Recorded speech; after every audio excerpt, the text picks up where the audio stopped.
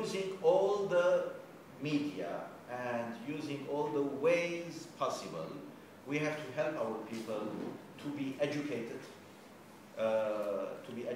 Christian-wise, and to be educated how to cooperate and be tolerant by living with those who don't believe like they believe, with those who think differently, and in this diverse society, they have to be a salt and light, as Jesus taught to the disciples.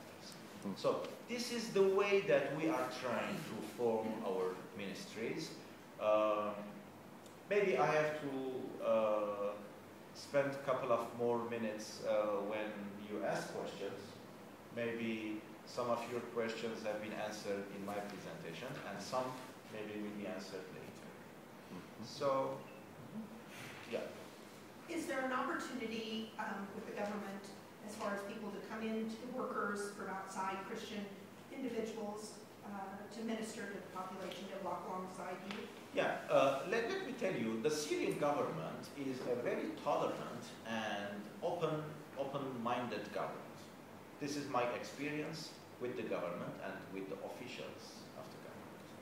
But one thing, that this government is very transparent, and they like to be very organized, and they appreciate when churches and denominations are organized. Sometimes the free evangelical churches in the West, they have their branches, they have their churches in this part of the world, but because they are not organized denominationally, the government is a little bit looking at them like, guys, I mean, get organized. Usually the government addresses to those who are organized denominationally. They know who are they, what are their beliefs, what are their political agenda, ecclesiological agenda. If the government is not clear enough about these issues, they wouldn't allow workers or NGOs or other people. Not because of Christians, actually because of Muslims. Because nowadays the Muslim fanatism is growing, and many Muslim groups are tied with other sources outside Syria. So the government is very much aware of that. When Christians are doing the same, and if the government allows the Christians to have their connections with their churches, with their governing bodies outside Syria, if allows, he should allow for Muslims as well. Therefore, always, when the rules are a little bit tight, it's not tight only for Christians, it's tight for the Muslims as well. Yes? Yeah, so where is the place of missions, evangelism and discipleship? So, how do you evangelize them? How do you go about soul winning? Okay, let me tell you something. There is a law in Syria. You are not allowed to evangelize outside churches. Interesting. Because if you try to evangelize, the Muslims also will start doing their job, their work. They will start converting Christians into Islam. The government nowadays is saying, now we are not, we don't have spare time to watch after Christians becoming Muslim and Muslims are becoming Christian. Now, you know, Syria nowadays is living a very critical political situation.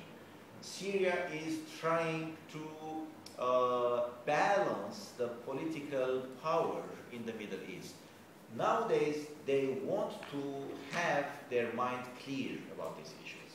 That's why they have a law, a regulation about not evangelizing others and not proselyting from one denomination to the other.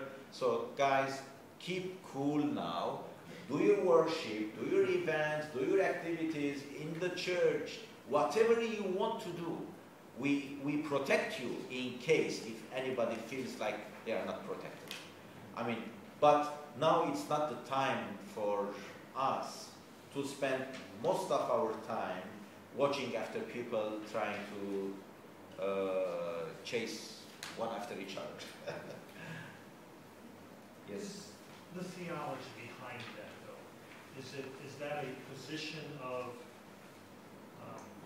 you don't have a choice and that's the position you must take? Or is the tolerance and understanding go beyond that to an appreciation for Islam that goes so far as to say God has some way to take care of these people, to provide a way for them, versus many of us, our traditions are just so, you are saved, you are not saved, and those people are lost, and we would be so torn up inside that we can't share the message, where you seem to have found a way to balance that. Yeah, maybe it's both. Because from our Christian point of view, we know that we have to go out and evangelize and bring the good news for those who haven't heard it. Otherwise, what's the theology of the church? Otherwise, what's the use of being a church? Just to keep the status quo? I mean, we are very much aware of that fact. But in the same, we take it to the heart. The verse that the Apostle Paul said, obey your governments, your authorities, your civil authorities. Now we're saying that if our civil authority, our government is saying, now don't evangelize outside the church borders, because this is becoming a problem for the homeland security, we are obeying. We are obeying our civil authorities. Now, how many years this will take? One day we'll start talking to our president, like, what's happening? We have to practice our Christian faith. Maybe that day will come, okay? But nowadays, the government and the country needs our cooperation, and we should cooperate. Kind of as an extension of that, is there any more or less non-public evangelizing going on? Yes. More or less underground, below the radar?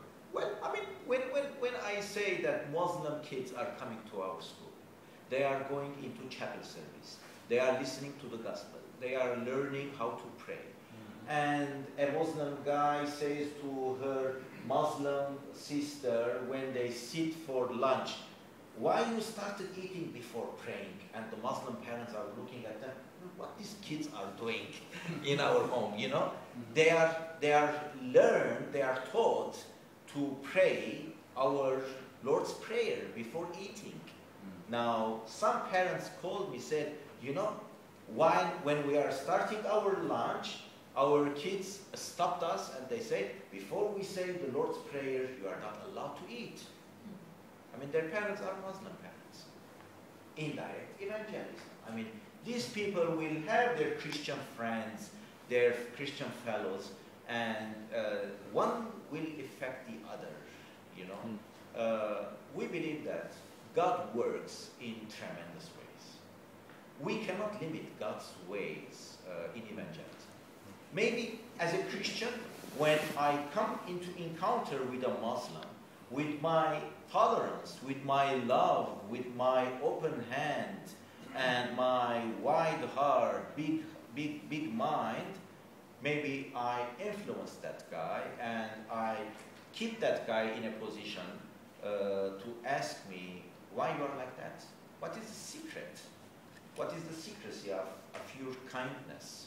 Okay, this opens the door for you to talk about the love that you have in your heart. You know, not necessarily. I mean, evangelism has more than ways. One way.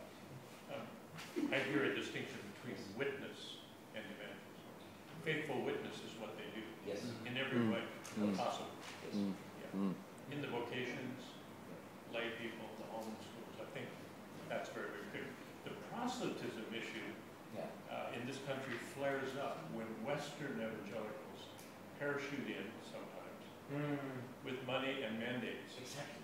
And with the assumption that particularly the Orthodox churches can be targeted because they're not Muslim, and they may come in with Western mandate to evangelize Muslims, but when they get here, as in Egypt, they go after the Coptic or they go Yeah. after the Yeah. Orthodox because they see it as winning those people who are culturally lukewarm, not real, personally converted. Yeah. So that creates another kind of issue that they're very Yeah. upset about. Also, just to follow what Ray said, sometimes missionaries outside Syria, they see Syria like a virgin land where they can start operating, right? Syria, like a virgin land, they have to operate in Syria. Now, what happens? They